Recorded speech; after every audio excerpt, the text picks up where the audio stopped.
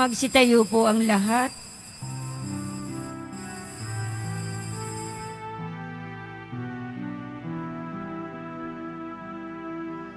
Ako'y kaawaan, o mahal kong Diyos, sang-ayon sa iyong kagandang loob. Mga kasalanan ko'y iyong pawiin, ayon din sa iyong pag-ibig sa akin. Linisin mo sana ang aking karumhan at patawarin mo ang aking kasalanan. Ako'y kaawaan, o mahal kong Diyos, sang-ayon sa iyong kagandahang loob. Mga kasalanan ko'y iyong pawiin, ayon din sa iyong pag-ibig sa akin. Sa ngalan ng Ama at ng Anak at ng Espiritu Santo, Amen. ang pagpapala ng ating Panginoong Jesucristo, ang pag-ibig ng Diyos Ama, at ang pakikipagkaisa ng Espiritu Santo, naway sumaininyong lahat. At sumayo rin. Aminin muna natin mga kapatid ang ating mga kasalanan upang maging marapat tayong gumanap sa banal na pagdiriwang. Inaamin ko sa makapangyarihang Diyos at sa inyo mga kapatid, na lubha akong nagkasala sa isip, sa salita at sa gawa at sa aking pagkukulang. Kaya isinasamo ko sa mahal na Birheng Maria, sa lahat ng mga anghel at mga banal, at sa inyo mga kapatid, na ako'y panalangin sa Panginoong ating Diyos. Kaawaan tayo na makapangyarihang Diyos, patawarin tayo sa ating mga kasalanan, at patnubayan tayo sa buhay inawalang hanggan. Amen. Panginoon, kaawaan mo kami. Panginoon, kaawaan mo kami. Kristo, kaawaan mo kami. Kristo, kaawaan mo kami. Panginoon, kaawaan mo kami. Panginoon, kaawaan mo kami. Manalangin tayo. Ama naming makapangyarihan, lubos mong akitin sa iyo ang aming kalooban upang lagi naming pag-ukulan ng pagpapahalaga ang kaisa-isang talagang kailangan at sa pagganap namin sa iyong pagmamahal, kami naway makapag-ukol ng pagsamba sa iyong ngalan sa pamamagitan ni Jesucristo kasama ng Espiritu Santo, magpas sa walang hanggan. Amen. Magsiupo muna po ang lahat.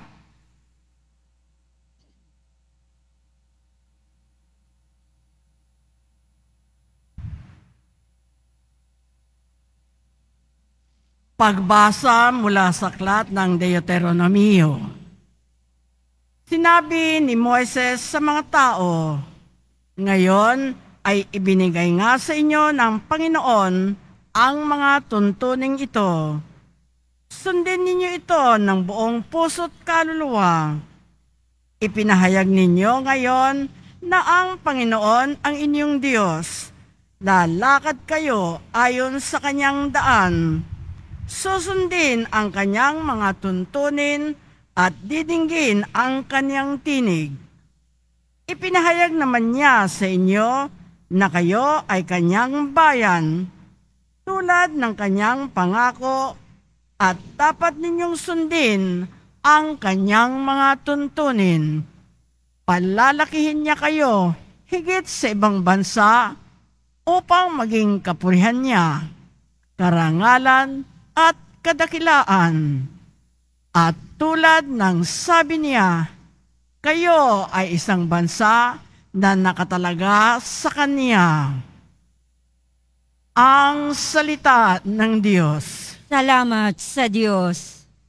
Mapalad ang sumusunod sa utos ng poong Diyos. Mapalad ang sumusunod sa utos ng poong Diyos. Mapalad ang mga taong malinis ang pamumuhay ayon sa utos ng poon ang gawain araw-araw. Mapalad ang sumusunod sa kanyang kautusan. Buong puso ang pagsunod sa utos na ibinigay. Mapalad ang sumusunod sa utos ng poong Diyos. Ibinigay mo sa amin iyong mga utos upang aming talimahin at sundin ng buong lugod. Gayon ako umaasang magiging tapat. Susundin ang iyong utos, susundin ng buong ingat. Mapalad ang sumusunod sa utos ng poong Diyos. Ang matuwid mong tuntunin habang aking tinatarok. Buong pusong magpupuri, pupurihin kitang lubos. Ang lahat ng iyong utos ay sisikapin kong sundin. Huwag mo akong iiwanan, huwag mo akong lilisanin. Mapalad ang sumusunod sa utos ng poong Diyos. Magsitayo po ang lahat.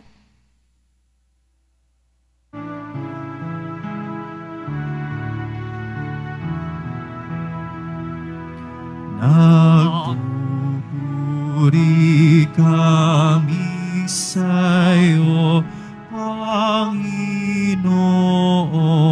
Jesucristo. Nagpupuri kami sa'yo, Panginoong Jesucristo.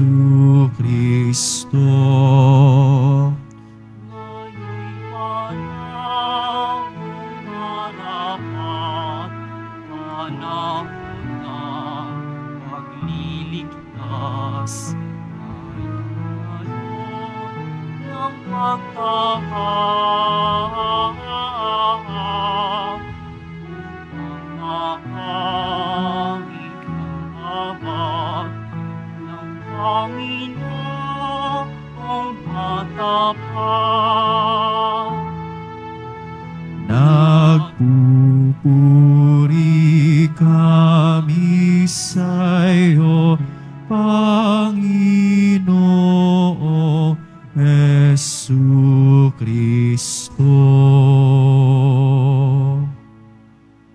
Sumainyo ang Panginoon At sumaiyo rin. ang mabuting balita ng Panginoon ayon kay San Mateo. Papuri sa iyo, Panginoon.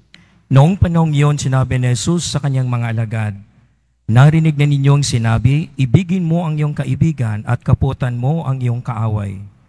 Ngunit ito naman ang sabi ko, ibigin ninyo ang inyong mga kaaway at idalangin ninyo ang umuusig sa inyo upang kayo'y maging tunay na anak ng inyong amang nasa langit.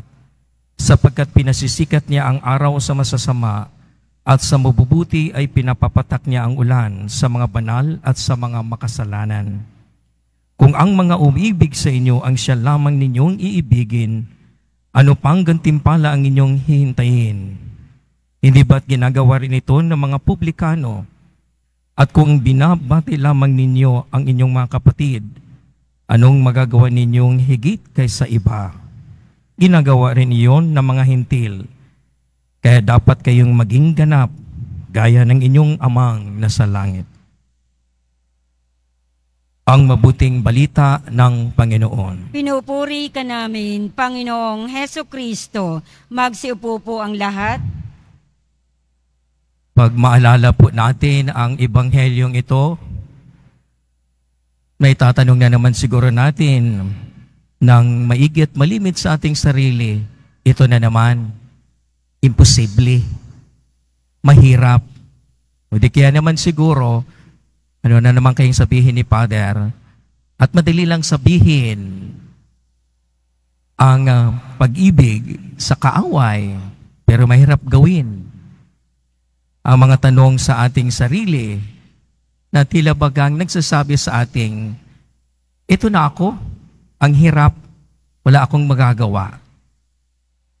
Most of the time, we are being content na malilimitahan yung ating pagkatao. Kundi ba natin napapansin? Madalas nating alibay, tao lang ako. And the next, nakaisipan, makakagawa ako ng kasalanan. At kung kaya po karamihan sa atin nananatili sa ganong kaisipan ang pagkatao, next, gagawa ng pagkakasala. Sisters and brothers, nakakalimutan po natin na tayo'y pinanggalingan, merong patutunguhan. Kung kaya the basic question that we ask for ourselves, sino ako? Saan ako galing? At saan ako tutungo? Otherwise, lahat ng ating ginagawa ay diversionary tactic na hindi natin nakukompronta ang ating pagkatao, ang ating pinanggalingan, ang ating patutunguhan. First of all, okay, sasabihin na natin in the creation narrative, tayo mula sa alabok at babalik sa alabok. Ito yung ating pagkatao. But remember, we were also breathed. Hiningahan tayo ng Diyos. Hiningahan tayo ng Kanyang Espiritu kung kaya't nagkaroon ng buhay. At ang buhay na ito galing sa Kanya. Kaya po, meron tayong pinanggalingan ng Kanyang pagka-Diyos. There is a divinity in us that we shared from God who created us. So, ibig sabihin, bilang isang tao, makalalagpasan at makakalagpas pa tayo kumpara sa ibang nilikha ng Diyos. The capacity to go beyond what we think of ourselves. Yun po yung ating paglalakbay ng atin mismong spiritual na buhay. Bakit tayo narito? Nagkakasala lang din naman tayo pagdating ng araw. There is always been the possibility in us to get back to what God has shared to us in His divinity. At nakakalimutan natin to. Kaya maging sa mga salita ng ating Panginoon Kristo, sinasabi niya, kung sinasabi na ibigin mo ang iyong kaaway, sinasabi ko naman. Ibig sabihin, nangingibabaw ang kanya mismong salita, hindi lamang nagkaugnay sa salita ng taong nagpapaalala sa kanila, kundi siya na mismo bilang isang Diyos. Para po bang sinasabi, kung sinasabi ni Moses na ibigin mo ang iyong kaibigan at kaaputan mo ang iyong kaaway, ito naman ang sinasabi ko bilang Diyos.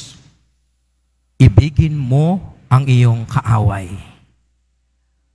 Mga kapatid, we have to understand ang kahulugan ng pag-ibig kasi marami po ang pagpapakahulugan nito at kaiba sa pagpapakahulugan ng ating Panginoon si Kristo. Marami po sa atin, pag-ibig ay nadudugtong kaagad natin sa ating damdamin, sa ating puso, feelings, romantic. Pag hindi na romantic ang dating, parang hindi na ako iniibig. Pag hindi na nararamdaman, hindi na ako iniibig.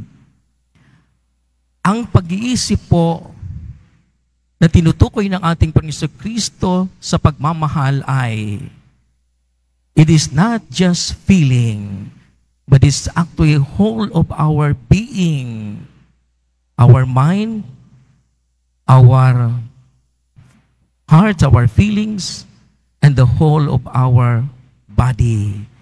That there is embodiment of it. Ibig sabihin, merong gawa. Nung sinasabi niyang, ibigin mo ang iyong kaaway, ibig sabihin, you have to will it. Gawin mo ito sa makatuwid, utos niya ito. Hindi lamang damdamin, kundi isama mo ang iyong pag-iisip, isama mo ang iyong pagkatao. You have to do it. Dito tayo natatrap dahil ito yung hamon sa atin ng ating Panginoon Kristo na ating sinusundan. But many times, tayo lumalayo. Pag lumalayo din tayo dito, ibig sabihin, nilalayo din natin ang Ebanghelyo. So ang pagmamahal na tinutukoy ng ating Panginoon Kristo is, you have to will the goodness of the others. Malaking hamon nga. Kasi gagawin ko ang sinasabi ng ating Panginoong Kristo sa kanyang inuutos na mahalin ang kaaway. I have to will it to do good for the others. Ang iba pang version, hindi lamang to do good for the others, especially your enemy. Even the words that you utter, kahit ng iyong mga sinasabi, you have to will it good for the good of your enemy. Kasi ang paghihiganti po o revenge, this is an excessive anger na kinakailangang gantihan ko ito. Patas na, tabla na. We have to understand this, sisters and brothers, humanly, kahit wala po tayong pananampalataya, sa ating mismong pagkatao, ang galit po ay lason. Ngayon, kung gusto mong uminom ng lason, huwag mong isipin na yung kaaway mo ang mamamatay. Ikaw. Many times, we drink of the poison, thinking that our enemy will die. But actually, eventually, tayo na mga nagagalit. Kaya po, ang hamon sa atin ng Panginoong Kristo, wala pong ibang paraan. Simula sa pagpapatawad, sa kanyang hamon, that you will to do good for your enemy. Yun lang po ang wala lang pong ibang paraan na mananatili ang kapayapaan, mananatili nang hindi mapagpatuloy ang bayolenteng magagawa na posibilidad ng isang tao. Challenging dahil nga talagang atin itong titingnang malalim na pagdinilay sa kaibuturan ng ating pagkatao. So that's why the season of Lent is an opportunity for us to rediscover the strength that God has given to us, and especially in relating to our brothers and sisters. Mga kapatid, madali pong sabihin, mahal ko ang Diyos. Marami po sa atin sasabihin ng mahal ko ang Diyos. Dali naman talagang magmahal pag hindi mo nakikita at feeling mong malayo ka. Sabing mong mahal ko ang Diyos, pero kapitbahay mo nga nandyan lang sa'yo, o katabi mo, hindi mo pa mapapatawad o minamahal. How much more sa isang taong madali mo lang, sa isang Diyos na dali mo lang sasabihin, mahal ko siya. Ayan na nga itinabi na sa iyo ng ating Panginoong Diyos na kaaway mo, hindi mo kayang mahalin. So indeed, challenging po. Talagang hinahamon po tayo, hindi lamang sa ating pagkatao, kundi hinahamon pa tayo naging ating pananampalataya at maging tagasunod sa ating Panginoon Kristo. This is what He asked us. This is what He commanded to us as His followers. Ngayon nasa sa atin din po, if you want to be closer to the gospel, or you fade away from the gospel. So, everything is our choice. Because after all, yun naman din po yung magdidetermina kung ano ang pagkakasala. It's in our choice to do good or to do otherwise. Wala nang iba. Gagawa ako ng kabutihan o gagawa ako ng kasamaan. I have all the capacity to do that. But in the command of our Lord Jesus Christ, love your enemy is the same thing as you have to will the goodness for the others, especially your enemy. Yun po ang good news. You have to will. Hindi lamang nararamdaman, hindi mo lamang isipin, kundi you have to will it, you have to do good for your enemy. And that's what makes us closer to Him, closer to the gospel.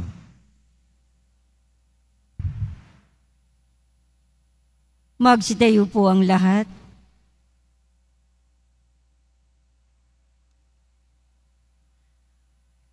Mga kapatid, taglay ang pagtitiwala, lumapit tayo sa mapagpatawad na Ama na ang habag sa atin ay walang hangganan at walang katapusan. Sa bawat kahilingan ating itutugon, Panginoon, gawin mo kaming ganap sa iyong pag-ibig. Panginoon, gawin mo kaming ganap sa iyong pag-ibig. Ang simbahan naway maging buhay na halimbawa ng pagpapatawad at habag na ipinakita ni Jesus. Manalangin tayo. Panginoon, gawin mo kaming ganap sa iyong pag-ibig. At tinawang kaawaan ang mga taong nakasakit, nakapinsala o nagdulot ng mga paghihirap sa atin. Manalangin tayo. Panginoon, gawin mo kaming ganap sa iyong pag-ibig. Sa tulong ng biyaya ng Diyos, naway mapatawad natin ang ating mga kaaway. Manalangin tayo. Panginoon, gawin mo kaming ganap sa iyong pag-ibig. Sa mga may sakit, matatanda at mga pinabayaan, naway ating maipadama ang ating pagmamahal at habag. Manalangin tayo. Panginoon, gawin mo kaming ganap sa iyong pag-ibig. Makapangyarihan, mahabaging Ama, pinasasalamatan ka namin sa pagpapatawad na inhandog mo sa pamamagitan ng iyong anak. Tulungan mo kaming ipahayag sa iba ang iyong pagpapatawad. Iniling namin ito sa pamamagitan ni Kristo ang aming Panginoon. Amen. Magsiupo muna po ang lahat.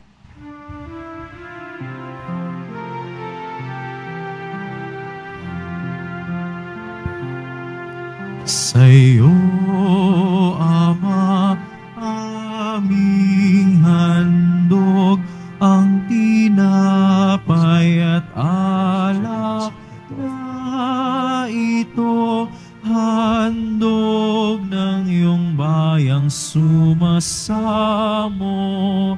humingi ng patawad mo sa pagsunod sa utos mo.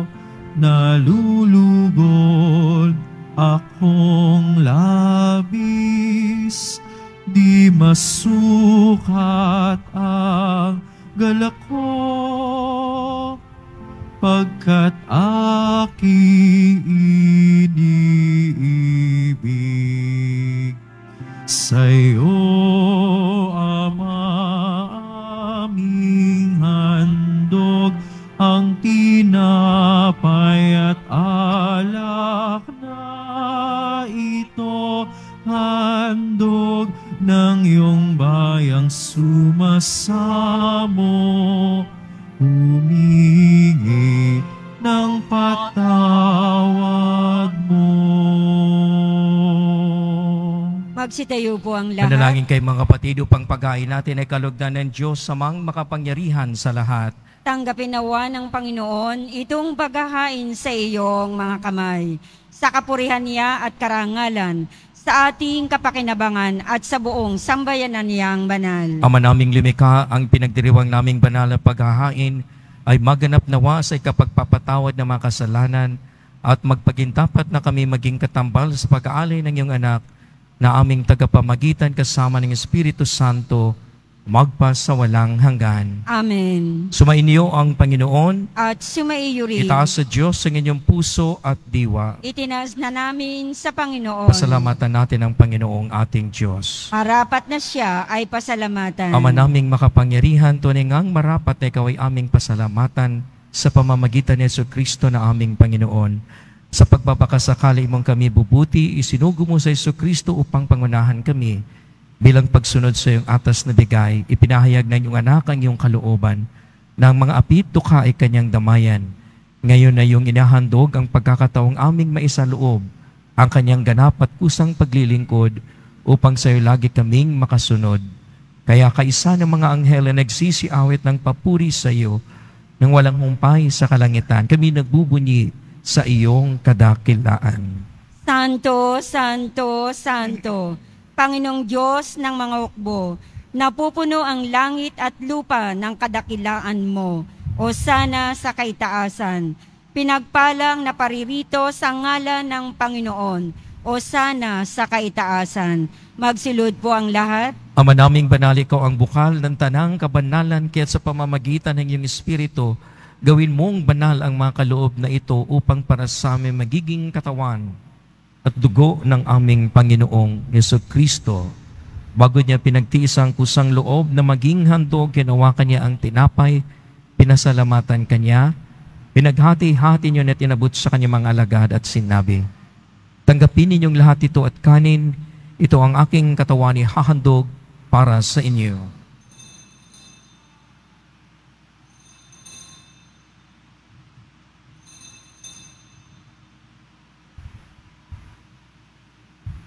Ganda naman nung matapos ang hapunan, hinawakan niya ang kalis, muli kanyang pinasalamatan. Inabot niya ang kalis sa kanyang mga alagad at sinabi, tanggapin ninyong lahat ito at inumin ito ang kalis ng aking dugo, ng bago at walang hanggang tipan. Ang aking dugo na ibubuhos para sa inyo at para sa lahat, sa ikapagpapatawad ng mga kasalanan. Gawin ninyo ito sa pag-alaala sa akin.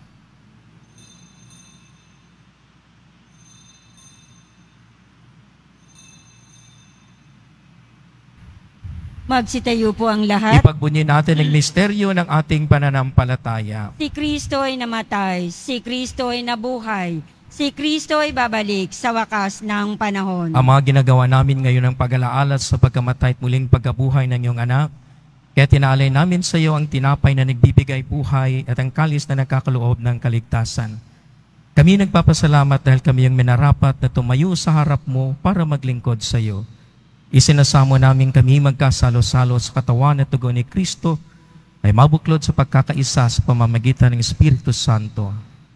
Amalingapin mo yung simbahang laganap sa buong daigdig, puspusin mo kami sa pag-ibig, kaisa ni Francisco na aming Papa at ni Jose na aming Obispo at ng Tanang Kaparian. Alalahanin mo rin ang mga kapatid naming nahimlay na may pag-asang sila muling mabubuhay, gayon din ang lahat ng mga pumanaw. Kawaan mo sila at patuloyin sa iyong kaliwanagan. Kawaan mo at pagindapating kaming lahat na makasalo sa iyong buhay na walang wakas. Kaisa ng mahal na Birheng Maria na ina ng Diyos, kaisa ng kabiyak pusot niyang si San Jose, ng mga apostol ni San Juan Bautista at ang lahat ng mga banal na namuhay dito sa daigdig ng kalugod-lugod sa iyo. Maipagdiwang nawa namin ang pagpupuri sa ikararangal mo sa pamamagitan ng iyong anak na aming Panginoong Jesucristo.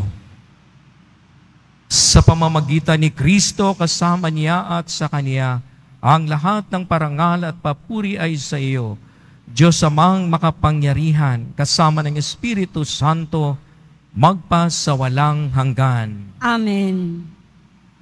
Sa tagubilin ng nakagaling na utos sa turo ni Jesus na Panginoon natin at Diyos, ipahayag natin ng lakas loob. Ama namin, sumasalangit ka, sambahin ang ngalan mo, mapasa amin ang kaharian mo, Sundin ang loob mo dito sa lupa para nang sa langit. Bigyan mo kami ngayon ng aming kakanin sa araw-araw at patawarin mo kami sa aming mga sala para ng pagpapatawad namin sa nagkakasala sa amin. At huwag mo kaming ipahintulot sa tukso at iadya mo kami sa lahat ng masama. Hinihiling namin kami adya sa lahat ng masama, pagkalooban ng kapayapaan araw-araw, iligtas sa kasalanan at ilayo sa lahat ng kapahamakan, samantalang aming pinananabikan ng dakilang araw ng pagpapahayag ng tagapagligtas naming si Hesukristo. Sapagat iyo ang kaharian at ang kapangyarihan at ang kapurihan magpakailanman. Amen. Panginoong Hesukristo, sinabi mo sa iyong mga apostol, kapayapaan ang iniiwan ko sa inyo, ang aking kapayapaan ang ibinibigay ko sa inyo. Tunghen mo ang aming pananampalataya at huwag ang aming pagkakasala. Pagkalooban mo kami ng kapayapaan at pagkakaisa ayon sa iyong kalooban, kasama ng Espiritu Santo, magpasawalang hanggan. Amen. Ang kapayapaan ng Panginoon ay laging sumainyo. At sumaiyo rin. Magbigayin tayo ng kapayapaan sa isa't isa. Peace, peace, peace. Kordero ng Diyos na nag-aalis ng mga kasalanan ng sanlibutan, maawa ka sa amin. Kordero ng Diyos na nag-aalis ng mga kasalanan ng sanlibutan, maawa ka sa amin. Kordero ng Diyos na nag-aalis ng mga kasalanan ng sanlibutan, ipagkaloob mo sa amin ang kapayapaan. Magsilod po ang lahat. Narito mga kapatid, si Jesucristo, ang maawaing kordero ng Diyos na nag-aalis ng mga kasalanan ng sanlibutan. Mapapalad tayo na niya makibahagi sa kanyang piging. Panginoon, hindi ako karapat-dapat na magpatuloy sa iyo, ngunit sa isang salita mo lamang ay gagaling na ako. Ipagsanggalang nawa tayo ng katawan at dugo ni Kristo para sa buhay na walang hanggan. Amen.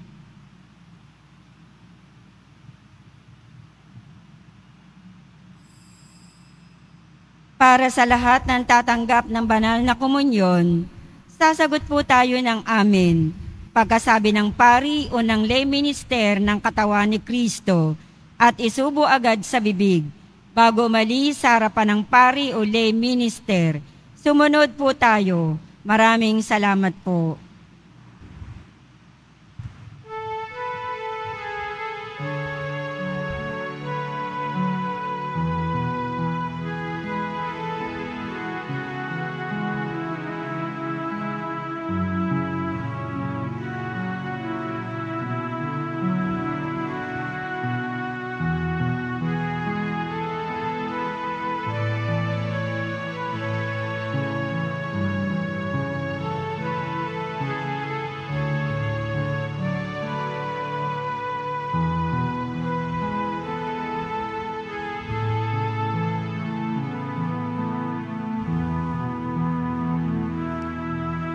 Hiram sa Diyos ang aking buhay. Ikaw at ako'y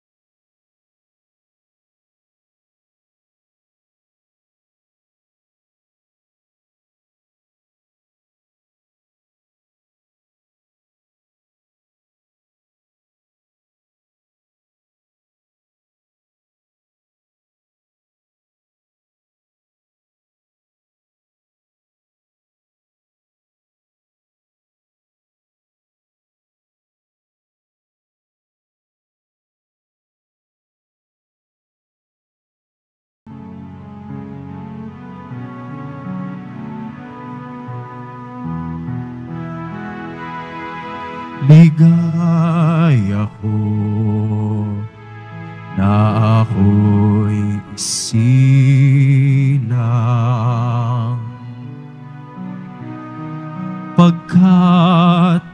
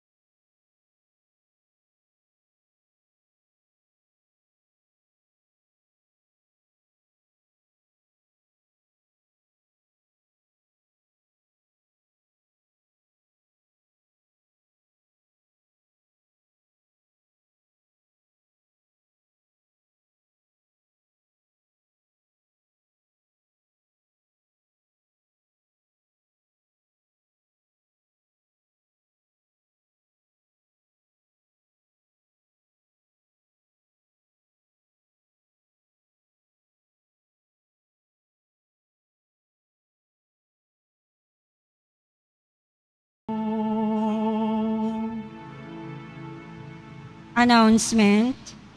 Ang lahat po ay inaanyayahan, lalo na po ang ating mga ministry, mandated organization, HDN at iba pang grupo o samahan ng ating simbahan sa ating ikatlong Lenten Recollection sa darating na February 27, 2024, Martes, sa ganap na ikapito ng gabi, dito po sa ating simbahan.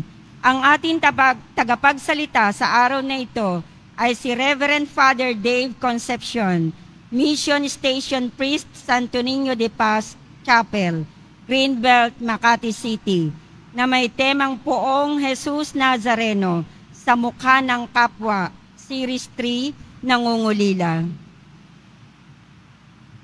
Inihahandog po ng simbahan ng Quiapo ang Nazareno Medalyon. Ito po ay nakakahalaga ng 20 pesos. Mabibili pa rin po ang ating opisyal na imahen ng Jesus Nazareno. Ang large size ay nakakahalaga ng 2,500 pesos. Ang medium size ay 1,000 pesos at ang small size ay 600 pesos. Ang mga ito po ay mabibili lamang sa ating Parish Finance Office. Ang malilikom po na pondo ay gagamitin sa pagsasaayos ng ating Adoration Chapel at Baptistry. Ang oras ng Finance Office ay ang mga sumusunod. Kapag Lunes hanggang Huwebes at Sabado, 8 a.m. to 5 p.m. Kapag Biyernes at Linggo, 7 a.m. to 6:45 p.m. Pagkatapos ng misa, wiwisikan po ang lahat ng banal na tubig. Pinakikiusapan ng lahat na manatili lamang muna sa inyong mga lugar. Tanging sa Quezon Boulevard o sa Plaza San Juan lamang ang labasan ng lahat. Sumunod po tayo. Maraming salamat po sa inyong pagdalaw at pagsisimba sa Basilica Minor at Pambansang Dambana ni Jesus Nazareno. Magsitayo po ang lahat. Manalangin tayo. Ama naming mapagmahal, sa iyong kagandang loob ay lagi mong subaybayan ang iyong pinapakinabang sa piging mong banal upang ang iyong pinuspos ng lakas mong bigay ay makasalong lagi sa liwagayan ng mga hirang sa pamamagitan ni Jesucristo kasama ng Espiritu Santo magpas sa walang hanggan. Amen. Sumainyo ang Panginoon. At sumaiyo rin. Mahal na pong Jesus Nazareno, inahayag mo sa pamamagitan ng cross ang walang malyo na pag-ibig ng Diyos sa sangkatauhan. Pakinggan mo ang kahilingan ng iyong angkan na nagsusumamo sa iyo. Makamtanawan nila ang iyong katugunan at tanggapin ang kasagutan na may utang na loob na tinatanaw. Basbasan din po ninyo ang mga daladala nilang mga imahin at dasalan sa pamamagitan ng bendisyon na ito. Naway maalala nila ang mga pangako nila noon sa biniyag na ikaw ang kanilang iibigin at paglingkuran bilang Panginoon magpas sa walang hanggan. Amen. At pagpalain kayo ng makapangyarihang Diyos, Ama, Anak, at ng Espiritu Santo. Amen. Pumayo kayong taglay ang kapayapaan ng Poong Jesus Nazareno. Salamat sa Diyos.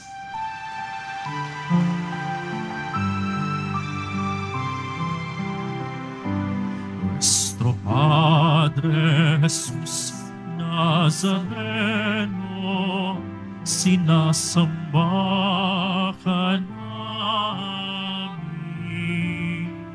pinipinto ka namin, aral mong aming buhay at kaligtasan.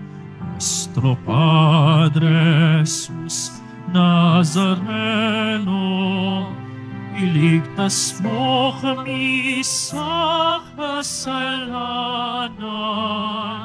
Ang krus mong kinamatayan ay sagisag ng aming kaligtasan. Nuestro Padre Jesus Nazareno, dinarangal ka namin. Nuestro Padre Jesus Nazareno, nilulwalhati ka namin. Nuestro Padre Jesus Nazareno, dinarangal ka namin. Nuestro Padre Jesus Nazareno, nilulwalhati ka namin.